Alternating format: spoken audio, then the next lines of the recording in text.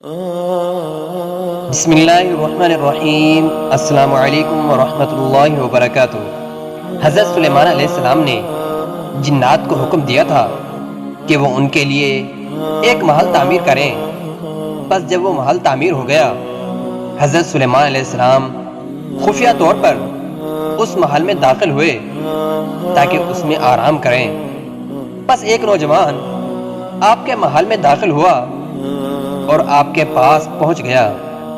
بس حضرت سلیمان علیہ السلام نے اس نوجوان سے فرمایا کہ تم بلا اجازت اس محل میں کیسے داخل ہو گئے؟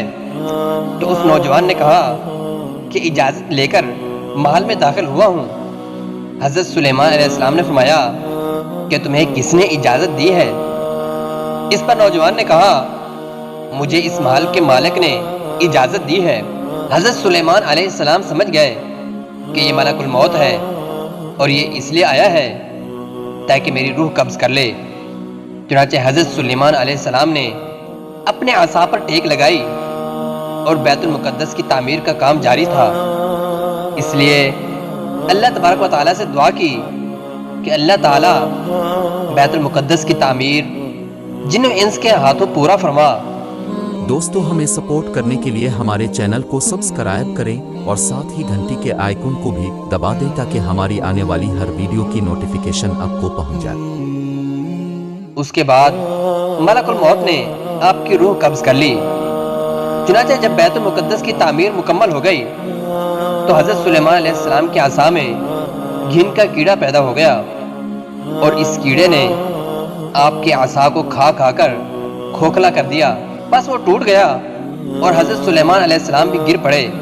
اس وقت جنات کو معلوم ہوا کہ حضرت سلیمان علیہ السلام کا وصال تو پہلے سے ہی ہو چکا تھا، لہٰذا جن آپس میں سرگوشی کرتے ہوئے کہنے لگے کہ اگر ہمیں غیب کا علم ہوتا تو ہم اس ذلت سے دوچار نہ ہوتے، یعنی بیت المقدس کی تعمیر کا کام نہ کرتے۔ جن اس سے پہلے دعویٰ کرتے تھے کہ وہ غیب کا علم رکھتے ہیں۔ ایک دوسری روایت کے الفاظ کچھ اس طرح ہیں کہ ملک الموت نے حضرت سلیمان علیہ السلام کو اس بات سے آگاہ کر دیا تھا کہ آپ کی موت میں ایک ساتھ باقی ہے۔ بس حضرت سلیمان علیہ السلام نے جنات کو طلب کیا اور انہیں محل تعمیر کرنے کا حکم دیا۔ جب محل تعمیر ہو گیا تو حضرت سلیمان علیہ السلام اپنے عصا کے ساتھ نماز پڑھنے کے لیے کھڑے ہو گئے۔ بس آپ کا انتقال ہوا اس حال میں کہ آپ اپنے عصا کے سہارے حالت قیام میں تھے۔ جنات کا یہ معمول تھا کہ حضرت سلیمان علیہ السلام کے محراب کے گرد جمع ہو جاتے، لیکن کسی کو جرت نہیں ہوتی تھی کہ وہ نماز پڑھتے ہوئے آپ کو دیکھ سکے۔ بس جب بھی کوئی جن نماز کی حالت میں آپ کو دیکھتا تو وہ جل جاتا۔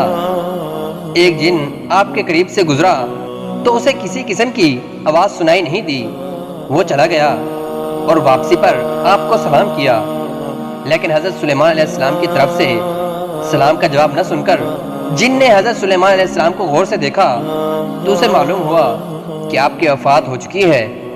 لوگوں نے اس بات کو جان لیا کہ اگر جنات کے پاس غیب کا علم ہوتا تو 1 سال تک ذلت کے عذاب میں کیوں مبتلا ہوتے۔ حضرت سلیمان علیہ السلام کی عمر 53 سال تھی اور آپ کے عصا کو گھن نے کھا کھا کر کھوکھلا کر دیا اور آپ عصا ٹوٹنے کی وجہ سے گر پڑے تھے۔ حضرت سلیمان علیہ السلام کا عصا خروب کی لکڑی کا تھا۔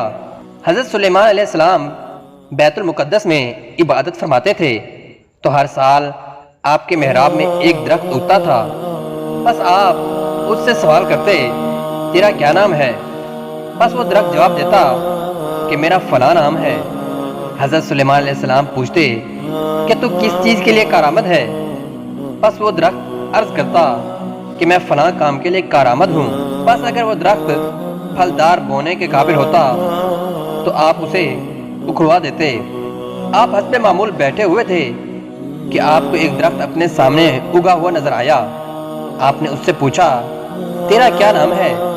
اس نے جواب دیا کہ میرا نام خروبہ ہے اور میں اس لیے اگایا گیا ہوں تاکہ آپ کی بادشاہت کو خراب کروں۔ حضرت سلیمان علیہ السلام سمجھ گئے کہ میری موت کا وقت قریب آ گیا ہے۔ حضرت سلیمان علیہ السلام اس کے لیے تیار ہو گئے اور اس درخت کا عصا بنوا لیا اور 1 سال کے کھانے کا سامان اکٹھا کر لیا۔ جن یہ سمجھتے تھے کہ شاید حضرت سلیمان علیہ السلام رات کو کھانا تناول فرماتے ہیں، اور جو اللہ کا حکم تھا بالآخر وہ ہو کر ہی رہا۔